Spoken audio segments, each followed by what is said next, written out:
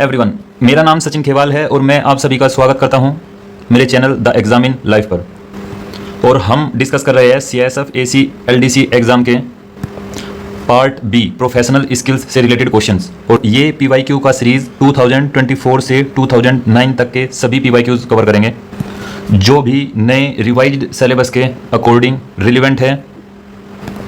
और मैं आप सभी का धन्यवाद करना चाहूँगा हमारे इस चैनल से जुड़ने के लिए और हमारे कंटेंट को अप्रिशिएट करने के लिए। और ज़्यादा से ज़्यादा लोगों के साथ शेयर कीजिए अपने फ्रेंड सर्कल में, ताकि और भी हमारे फ्रेंड्स इस PYQ सीरीज से बेनिफिट हो सके। Thank you so much. तो आज का डिस्कशन शुरू करते हैं। पहला क्वेश्चन है, a passenger travelling by air wishes to carry his licence revolver he can carry it.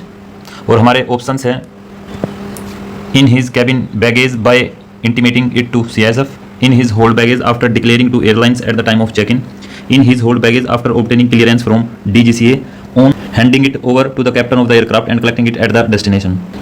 तो यह गलत होगा कि CISF को इंटीमेट करके फ्लाइट में लाइसेंस रिवॉल्वर कैरी करें। यह सही जवाब होगा कि जो होल्ड बैगेज होता है, जिसे लगेज भी बोलते हैं, उसमें एयरलाइंस के मेंबर्स को बता के चेक इन के टाइम पे वो उसमें रख सकते हैं। नेक्स्ट क्वेश्चन देखते हैं, which among the following is not exempted for pre embarkation security check at civilian airports.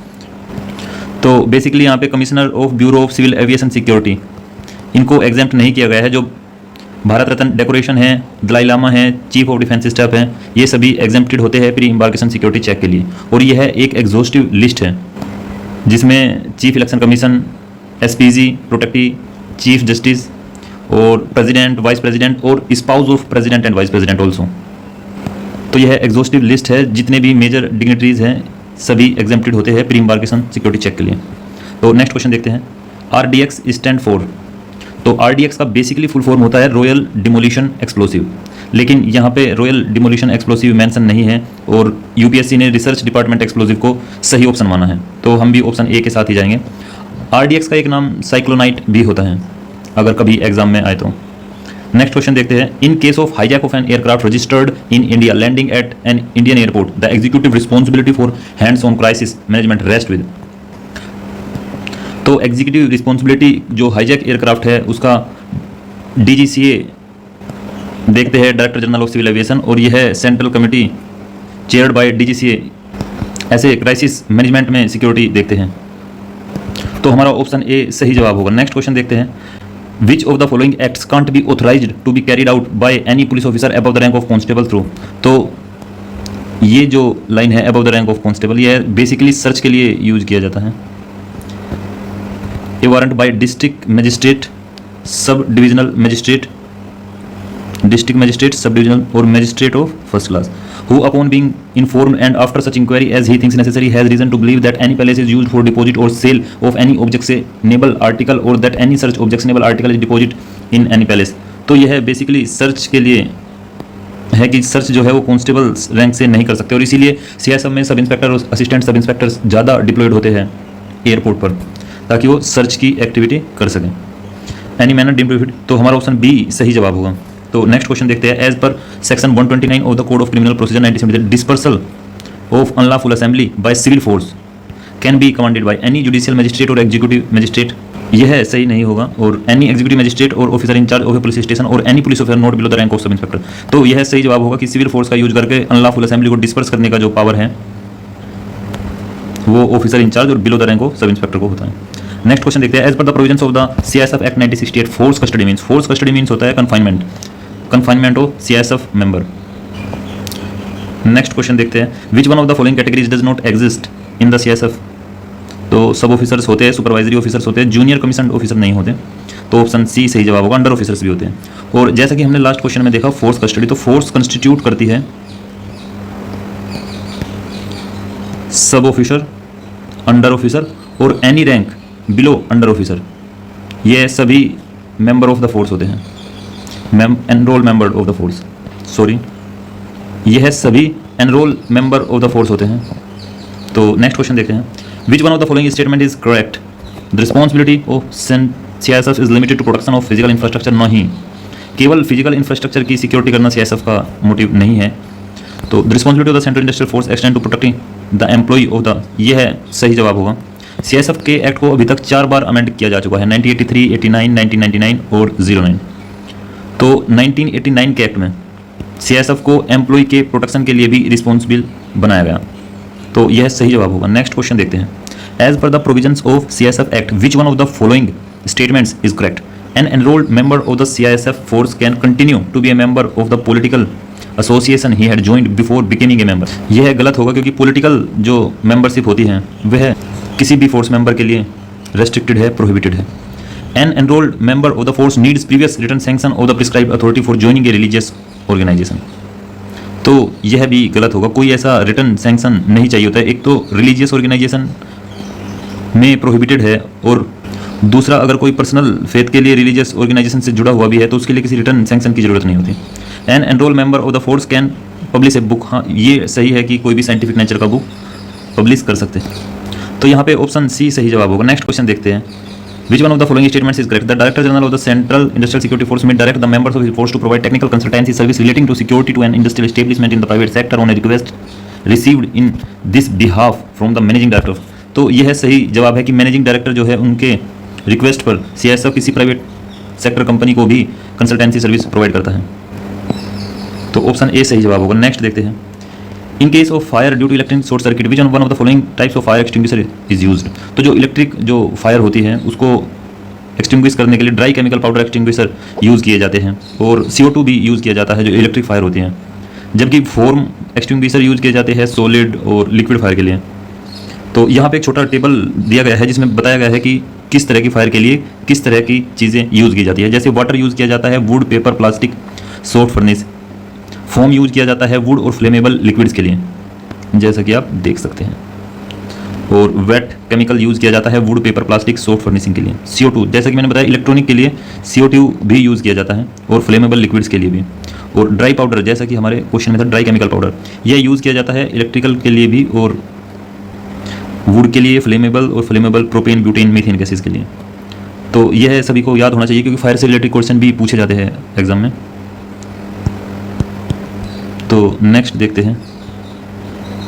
What does COSCA stand for? कोस का स्टैंड फॉर, तो यह फुल फॉर्म होती है commissioner of security of civil aviation. Commissioner of security of civil aviation. तो हमारा option C सही जवाब हो जाएगा। नेक्स्ट क्वेश्चन देखते हैं। As per the provisions of the industrial dispute act 1947 which one of the following activities is are not considered as industry? तो हमारे ऑप्शन है डोमेस्टिक सर्विस, जो कि इंडस्ट्री कंसिडर नहीं किया जाता। हॉस्पिटल्स, डिस्पेंसरी, क्योंकि यह चैरिटेबल पर्पज के लिए भी होते हैं हॉस्पिटल और डिस्पेंसरी, तो इन्हें भी इंडस्ट्री कंसिडर नहीं किया जाता। और खादी एंड विलेज इंडस्ट्रीज़ ये हो सकता है क्योंकि 1956 में जो khadi and village industries act है उसमें इंडस्ट्री कंसिडर किया गया खादी इंडस्ट्री को, और इंडस्ट्रियल डिस्प्यूट एक्ट उससे पहले है 1947 में, तो उस टाइम पर खादी एंड विलेज इंडस्ट्रीज को एक इंडस्ट्री कंसिडर नहीं किया गया था। तो इस एक्ट के अकॉर्डिंग तो ऑल ऑफ दी अबव हमारा सही जवाब होगा कि जिन्हें इंडस्ट्री कंसिडर नहीं किया गया है। नेक्स्ट क्वेश्चन देखते हैं। Which one of the following branches? ये है PYQs में आया हुआ है पहले भी, और एग्जीक्यूटिव मिनिस्ट्रियल फायर ब्रांचेज सभी CISF का पार्ट है। नेक्स्ट क्वेश्चन देखते हैं। Which one of the following statements is not correct? तो central vigilance commission is appointed by the president by warrant under his hand and seal on the recommendation of a committee. तो यह सही जवाब है, और यह लास्ट टाइम हमने discuss भी किया कि एक कमेटी होता है PM, home minister and leader of opposition का, जो इनको सजेस्ट करते हैं। The vigilance commissioners are appointed by the president on the recommendation of central vigilance commissioner. तो ऐसा नहीं होता कि सेंट्रल विजिलेंस जो कमिश्नर होते हैं वो रिकमेंड करते हैं, बल्कि यह कमेटी रिकमेंड करती है तब अपॉइंटमेंट होता है। तो यह हमारा नोट करेक्ट हो जाएगा और ऑप्शन बी सही जवाब होगा। नेक्स्ट क्वेश्चन देखते हैं। Which one of the following acts is applicable to the members of CISF? तो जैसा कि हम पहले भी मल्टीपल टाइम डिस्कस कर चुके हैं, payment wages act, industrial dispute act, factory act, तो CISF पर तीनों एक्ट ये लागू नहीं होते। तो ऑप्शन बी सही जवाब है हमारा। नेक्स्ट क्वेश्चन है। A is a peon of a store room filled with wheat, B is the owner of the store room. A introduce water into the store so that the wheat is destroyed, A has committed the offence of. तो यह mischief का होगा क्योंकि इसमें जो property है उसको loss पहुंचाया गया है और अपना कोई बेनिफिट ए ने नहीं किया, तो यह मिसचीफ में कंसीडर होगा। नेक्स्ट क्वेश्चन देखते हैं। Under the provisions of the Indian evidence act 1872 confession before a police officer by accused in the custody of a police officer became relevant if. तो पुलिस की कस्टडी में जो confession करते हैं वह रिलीवेंट नहीं माना जाता, लेकिन यदि evidence is discovered in consequences of the confession, यदि उस कन्फेशन से रिलेटेड और एविडेंस मिलते हैं तो उसे रिलीवेंट माना जा सकता है। नेक्स्ट क्वेश्चन देखते हैं। A member of CSF industry force can seek protection for an act committed in the course of bona fide discharge of his or her duty under which one of the following acts. तो CSF के employ को CSF Act 1968 protect करता है. Next question, as per the provisions of the CSF Act 1968 which one of the following statement is incorrect? Is subject to same during his or suspension from office. A member of the force is subject to the same responsibility as he had before suspension. तो यह सही होगा. Is subject to the same discipline, यह भी सही होगा. Can be subjected to any penalty that could be imposed on him her before his suspension. तो ये भी सही होगा. Cease to be a member, ये गलत होगा क्योंकि सस्पेंशन के दौरान मेंबर ऑफ फोर्स रहते हैं.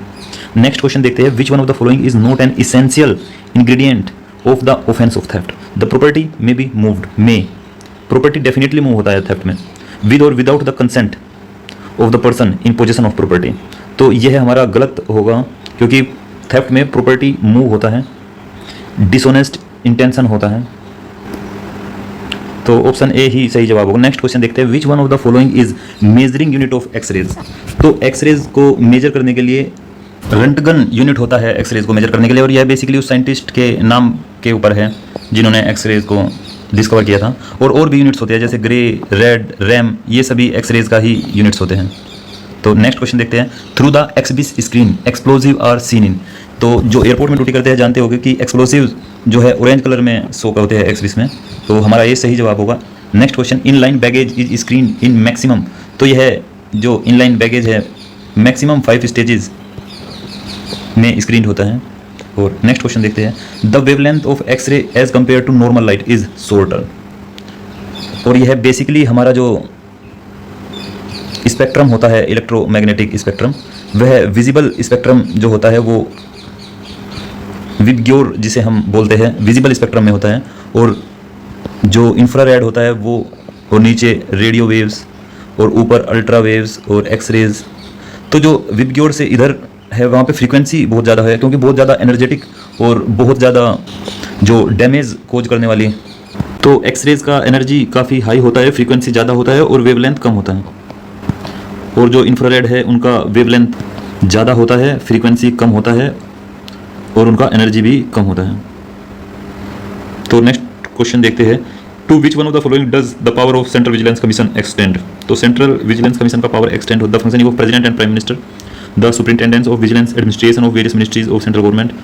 तो यह ज़्यादा अप्रोप्रिएट होगा कि उनका विजिलेंस एडमिनिस्ट्रेशन और वेरियस मिनिस्ट्रीज पर जो है पावर एक्सटेंड होता है. तो नेक्स्ट क्वेश्चन देखते हैं. Which one of the following can't be subject matter of theft. तो इसमें सही जवाब होगा ह्यूमन बींग्स. ह्यूमन बींग्स को सब्जेक्ट मैटर ऑफ थेफ्ट नहीं माना जाता क्योंकि ये इसीलिए इनका किडनैप मानते हैं क्योंकि ह्यूमन बींग्स को किसी के पोजीशन में नहीं माना जाता. तो नेक्स्ट क्वेश्चन देखते हैं. A before going on a pilgrimage entrusted to B the key of his house to use and take care of it under a contract that it shall be returned on payment of stipulated sum when A comes back. B sells the furniture of A. By doing so B has committed the offence of. तो यह offence criminal breach of trust कहलाएगा क्योंकि B ने ए की गैर हाजिरी में जो उसका फर्नीचर है वो सेल कर दिया और जो benefit arise out of that furniture B ने अपने पास रखा होगा, ऐसा मानेंगे, इसीलिए क्रिमिनल ब्रीच है. तो next question. Which one of the following statements related to CSF rules 2001 is not correct. तो सबसे पहले तो हमें यहाँ यह समझना है कि सीएसएफ एक्ट का अमेंडमेंट हुआ 1909 में, सीएसएफ एक्ट का अमेंडमेंट, और उसी से बने सीएसएफ रूल 2001. तो a specially deserving constable with 15 years of service may be promoted to head constable and a head constable with 20 years promoted to ASI and ASI promoted 25 years. तो यह गलत हो जाएगा कि एक ASI 25 years की service के बाद में सब इंस्पेक्टर प्रमोट हो. तो हमारा ऑप्शन सी सही जवाब होगा. और यहाँ ध्यान देने वाली जो बात है कि ए कांस्टेबल 15 years की सर्विस के बाद हेड कांस्टेबल बनते हैं basis of their service record, और हेड कांस्टेबल 20 years की सर्विस के बाद ASI बनते हैं based on their service record. और total number of such promotions not exceed 10% of the post. तो जो प्रमोशन के थ्रू जो पोस्ट कवर की जाती है वो 10% होती है ऐसी प्रमोशनल पोस्ट. तो नेक्स्ट क्वेश्चन देखते हैं. Which one of the following statements about CISF is are correct. CISF is the only central armed force in India having a full fledged fire service. तो यह बिल्कुल सही है कि सीआईएसएफ के पास फायर विंग है और वह अकेली ऐसी सेंट्रल आर्म्ड फोर्स है. CISF offer security consultancy services only to government establishment. तो यह गलत है, जैसा कि हम जानते हैं कि प्राइवेट सेक्टर भी सीआईएसएफ सिक्योर करती है. तो सही जवाब हो जाएगा ऑप्शन ए। नेक्स्ट क्वेश्चन देखते हैं। The method of recruitment, age limits and other qualifications relating to each post in the central industrial force are specified in which one of the following. तो जो method of recruitment, age limits और qualifications हैं each post, हर post के लिए, वह CISF rules 2001 में दिया गया है और यह वही सेम रूल्स हैं जो 99 एक्ट में के लिए बनाए गए हैं। तो नेक्स्ट क्वेश्चन देखते हैं। Which of the following are required in making IED। तो डेटोनेटर, एक्सप्लोसिव, बैटरी, ये है तीनों IED में प्रेजेंट होते हैं। तो नेक्स्ट क्वेश्चन देखते हैं। As per the provision of industrial dispute act 1947, a dispute to be termed as industrial disputes must be between. तो employ, employers, workman and workman, employers and workman. तो यह सभी जो डिस्प्यूट्स है यह इंडस्ट्रियल डिस्प्यूट एक्ट में industrial dispute समझे जाते हैं, माने जाते हैं। नेक्स्ट क्वेश्चन देखते हैं। While being deputed for natural disaster which one of the following is not the role of CISF। तो dead body found should be hand over to police. तो यह CISF का रोल होगा कि अगर नेचुरल डिजास्टर हुआ है, वहाँ पे डेड बॉडी मिली है, तो वह पुलिस को हैंड ओवर करेंगे। If A decomposed body is found it should be quickly disposed of. तो यह CISF का रोल नहीं होगा, CISF डिस्पोज नहीं करेगी, CISF पुलिस को हैंड ओवर करेंगे। अगर कोई मटेरियल ऑर्नामेंट्स को तो भी पुलिस को ही हैंड ओवर करना है। And continue search for low, तो यह ठीक है, ऑप्शन बी हमारा सही जवाब हो जाएगा। नेक्स्ट क्वेश्चन देखते हैं। As per the provisions of CISF rules 2001 which of the following authorities is deemed to be inquiring authority where there is a complaint of sexual harassment. तो जैसा कि हम देख रहे हैं CISF रूल्स 2001 पर यह अभी तक तीसरा क्वेश्चन है जो कि है इस्टेब्लिश करता है कि CISF रूल्स 2001 इंपॉर्टेंट है एग्जाम के परस्पेक्टिव से। तो an officer not below the rank of deputy inspector general in whose jurisdiction the act of sexual harassment is alleged to have been। तो यह DIG नहीं हो, ऐसा इंक्वायरी कमेटी बनाया जाएगा। The authority who had appointed the member of force against whom the complain is made. तो यह भी नहीं होगा कि इंक्वायरी अथॉरिटी उसी को बना दिया जाए जिसके खिलाफ कंप्लेन है। The president of the CISF wife welfare, यह भी गलत जवाब है। तो the complaints committee establish central industrial force are conducted inquiry into such. तो यह है कंप्लेन जो कमेटीज है ये इस्टेब्लिश करेंगे CISF ऐसी सेक्सुअल हैरेसमेंट की कंप्लेंट्स के लिए। तो नेक्स्ट क्वेश्चन देखते हैं। Who is competent to order transfer of the supervisory officers of CISF। जो CISF में सुपरवाइजरी ऑफिसर होते हैं, बेसिकली GOs होते हैं, उनके ट्रांसफर कौन करते हैं? तो वह DG करते हैं CISF पे। ऑप्शन ए सही जवाब होगा। नेक्स्ट क्वेश्चन देखते हैं। Which one of the following is are correct while inquiring into complaints under the protection of human rights act 1993 the national human right commission can summon कर सकते हैं, seek discovery, production of document, यह भी require any public record. तो जो भी ऐसे general से स्टेटमेंट होते हैं यह बेसिकली नॉर्मली सभी सही होते हैं, अगर किसी में अलग से ही यह दिया ना गया हो कि वह गलत है और वह क्लियरली आइडेंटिफाई होगा क्योंकि वह बिल्कुल ओड स्टेटमेंट होगा। अदरवाइज नॉर्मली जो जनरल स्टेटमेंट्स होते हैं वो सही होते हैं। तो नेक्स्ट क्वेश्चन देखते हैं। Which one of the following is not correct in respect of offence of mischief. Mischief के संबंध में कौन सा सही नहीं है? Wrongful loss or damage to the property. तो यह सही है कि मिसचीफ में जो है डैमेज होता है प्रॉपर्टी। तो next, it must be with intention to cause loss or damage only to the owner. तो ओनली ओनर नहीं होता, प्रॉपर्टी को भी डैमेज किया जाता है, प्रॉपर्टी को ही डैमेज किया जाता है बेसिकली। ऑप्शन बी सही जवाब होगा। नेक्स्ट क्वेश्चन देखते हैं। Consider the following statements related to the use of armed forces to disperse unlawful assembly. Arm forces can be used when it can't be otherwise dispersed. तो यह सही है कि अगर आर्म फोर्सेस यूज किए बिना डिस्पर्स नहीं किया जा सकता तो यूज किया जाएगा। Arm forces can be used when it is necessary for the public security. तो नेसेसरी है तो भी यूज किया जाएगा।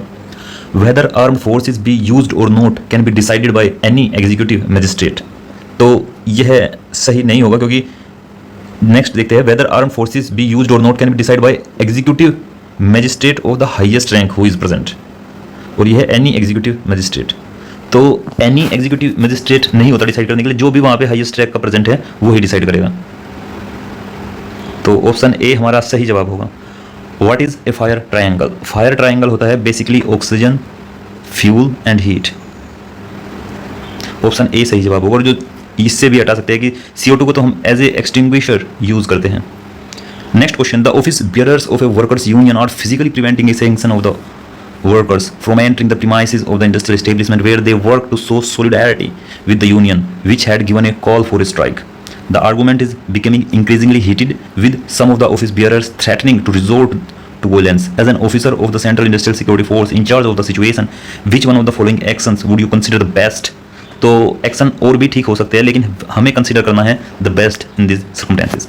तो call the chief security officer to handle the situation, यह भी कर सकते हैं लेकिन यह इमीडिएट एक्शन नहीं होगा ऐसी सिचुएशन में। Fire in the air to disperse the crowd, यह तो नहीं करेंगे, यह तो अगर भीड़ जो है वो वॉयलेंट है जैसा कि इसमें बताया है कि थ्रेटनिंग टू रिजोर्ट वोलेंट। तो escort the workers who went to enter the premises to their work station inside the, तो अपना ड्यूटी पोस्ट छोड़ के वर्कर्स को एस्कॉर्ट करेंगे और भीड़ होगा इतना, तो यह भी सर्कमटेंसेस देखते हुए एप्लीकेबल या प्रैक्टिकल नहीं है। Arrest the office bearers of the workers union, तो सही जवाब ऑप्शन डी हो जाएगा कि हम जो वर्कर यूनियन के जो ऑफिस बियरर्स हैं उनको अरेस्ट कर देंगे। नेक्स्ट क्वेश्चन देखते हैं, when a hijacked aircraft lands at an Indian airport which among the following will be responsible for laying inner cordon. तो वैसे तो सीएसएफ कॉर्डन करके रखेंगे, लेकिन तब तक जब तक एनएसजी टास्क फोर्स आए उसके बाद में वह जो इनर कॉर्डन है उसकी रिस्पॉन्सिबिलिटी एनएसजी एज्यूम कर लेंगे। नेक्स्ट क्वेश्चन देखते हैं, which one of the following statement is not correct, कौन सा स्टेटमेंट इनमें से सही नहीं है। In absence of a specific order of confirmation of a declaration of satisfactory completion of prohibition, a member of Central Industrial Force is deemed to be on prohibition। तो ऐसा कोई स्पेसिफिक ऑर्डर नहीं होता कि आपका प्रोबेशन खत्म हो गया है, तो यह गलत हो जाएगा। A member of the CISF is deemed to have successfully completed his prohibition if it is not extended. तो माना जाता है कि member of force successfully complete कर चुके हैं प्रोहिबिशन, अगर उसके पूरा होने से पहले उसे बढ़ाया ना जाए, तो यह सही जवाब होगा ऑप्शन बी। नेक्स्ट क्वेश्चन देखते हैं, which one of the following statement is correct as per CSF rules 2001 director. यह अभी में सीएसएफ रूल 2001 से 4th क्वेश्चन है, तो यह बताता है कि यह कितना रिलेवेंट है, कितना इंपॉर्टेंट है सीएसएफ रूल्स 2001। तो can't grant an officer of the force a higher rank than the one held by him as a local rank. तो कांट की वजह से यह गलत हो जाएगा, क्योंकि ऐसा कर सकते हैं DG. Can grant a local rank only in the leave vacancy caused by the officer of the higher rank being on leave. तो ऐसा नहीं है कि लीव पे जाते ही ऐसे लोकल रैंक दिया जाए किसी को। Can grant a local rank who the officer who is to be granted such rank gives in writing that he she will not claim any extra allowances. तो ऐसा कुछ भी राइटिंग में नहीं दिया जाता कि एक्स्ट्रा अलाउंस नहीं लेंगे तो लोकल रैंक दिया जाएगा। तो हमारा सही जवाब हो जाएगा ऑप्शन डी। तो नेक्स्ट क्वेश्चन देखते हैं, which of the following pairs or terms and meanings as per the provisions of the workman's compensation act 1923 is are correctly matched. तो ऑप्शन हमारा स्टेटमेंट 1 है seaman. Any person forming part of the crew of any ship but does not include the master of the ship. तो यह बिल्कुल सही है कि उसे सीमैन कहा जाएगा जो पार्ट होगा क्रू का और does not include the master of the ship. Next statement है total disablement. Such disablement whether of a temporary or permanent nature as in capacitating a workman for all work which he was capable of performing at the time of the accident resulting in such disablement। तो यह भी सही होगा कि total disablement उसे कहा जाएगा कि अगर वह अपनी फुल कैपेसिटी से, जो कि वह एक्सीडेंट से पहले काम करता था, ऐसे काम नहीं कर पा रहा है, तो उसे टोटल डिसेबलमेंट कहा जाएगा। और हमारा थर्ड स्टेटमेंट है employer. Any body of persons which is incorporated excluding the managing agent of the employer. तो यह गलत हो जाएगा कि मैनेजिंग एजेंट जो है उनको भी एम्प्लॉयर में कंसिडर किया जाए। तो हमारा ऑप्शन बी सही जवाब हो जाएगा, 1 and 2 ओनली। नेक्स्ट क्वेश्चन देखते हैं, in which of the following circumstances can an enrolled member of the CISF be placed under suspension. तो किन परिस्थितियों में सीआईएसएफ के एनरोल्ड मेंबर को सस्पेंड किया जा सकता है। तो हमारा स्टेटमेंट 1 है, where a disciplinary proceedings against him her is contemplated और पेंडिंग। तो यह सही होगा कि किसी के खिलाफ अगर कोई डिसिप्लिनरी प्रोसीडिंग्स पेंडिंग है तो उसे सस्पेंड किया जा सकता है। Where a case against him, her in respect of any criminal offences is under investigation, inquiry or trial, यह भी सही होगा। Where in the opinion of the competent authority the member of the force had engaged himself herself in activities prejudicial to the interest of the security of the state। तो यह भी सही होगा कि अगर वह ऐसी एक्टिविटीज़ में इंगेज है जो सिक्योरिटी ऑफ स्टेट को हैम्पर करे तो यह तब भी सस्पेंड किया जा सकता है। तो हमारा ऑप्शन डी सही जवाब हो जाएगा। नेक्स्ट क्वेश्चन देखते हैं, which one of the following is not one of the major penalties prescribed in the CSF rules 2001। और यह है सीएसएफ रूल्स 2001 से अभी तक 5वां सवाल है, जो कि यह इस्टेब्लिश करता है कि सीएसएफ रूल्स 2001 कितना इंपॉर्टेंट होते हैं एग्जाम के लिए। तो हमसे पूछा है कि मेजर पेनल्टीज क्या नहीं है, तो ऑप्शन 1 है हमारा, reduction to a lower stage in the time scale. तो यह माइनर पेनल्टी होती है, जैसा कि हम पहले भी डिस्कस कर चुके हैं। और compulsory retirement, dismissal, reduction of lower time scale को ही रिड्यूस कर दिया गया है, यह भी मेजर पेनल्टी होती है। तो हमारा ऑप्शन ए सही जवाब होगा। और हम नेक्स्ट क्वेश्चन डिस्कस करते हैं, which of the following statements is are correct. The orders issued by central government from time to time as regards reservation, relaxation of the age limit and other concessions for the schedule caste, the schedule tribes, ex serviceman and other special categories of persons are not applicable to the central industrial security force. तो ऐसा कोई special child नहीं है CSF की central government के जो relaxation, reservation और age limit concession से रिलेटेड जो उनके रूल्स है और वो सीएसएफ पर लागू न हो। तो ये है नॉर्मली अगर हम देखें तो गलत होगा। The director general may give relaxation in the eligibility criteria for recruitment for the post of constable at the time of direct recruitment. तो यह है ठीक होगा कि कुछ रिलैक्सेशन दिया जा सकता है डीजी के द्वारा कांस्टेबल्स के डायरेक्ट रिक्रूटमेंट में। No relaxation can be made by the director general in the medical criteria. यह भी ठीक है कि मेडिकल क्राइटेरिया पे कोई रिलैक्सेशन नहीं दिया जाएगा। तो हमारा ऑप्शन ए सही जवाब होगा। नेक्स्ट क्वेश्चन डिस्कस करते हैं। Which of the following is are valid grounds for challenging the jurisdiction of the National Human Rights Commission to inquire into an allegation of human rights violation against a member of CISF? तो हमारा पहला statement है that the same complaint is under investigation by the Human Rights Commission of the state in which the violation is alleged to have been committed. तो यह valid ground हो सकता है। That the same complaint is being investigated by a commission of inquiry set up by the central government and that more than 1 year has been expired from the date on which the act constituting violation of human rights is alleged to have been committed. तो यह सभी जो है valid ground हो सकते हैं यह challenge कि ह्यूमन राइट्स का वायलेशन हुआ है या नहीं। तो ऑप्शन डी हमारा सही जवाब होगा। और नेक्स्ट क्वेश्चन देखते हैं और ये हमारा लास्ट क्वेश्चन था। तो हमने सभी 2017 के पार्ट बी से रिलेटेड जो कि प्रोफेशनल स्किल्स से रिलेटेड क्वेश्चन आते हैं सभी डिस्कस किए और यह सीरीज़ हम 2009 के क्वेश्चन करने तक कंटिन्यू रखेंगे 2024 तक। और आप सभी के प्यार और एप्रिसिएशन के लिए बहुत बहुत धन्यवाद सभी का। Thank you so much. आज का डिस्कशन हम यहीं तक करते हैं।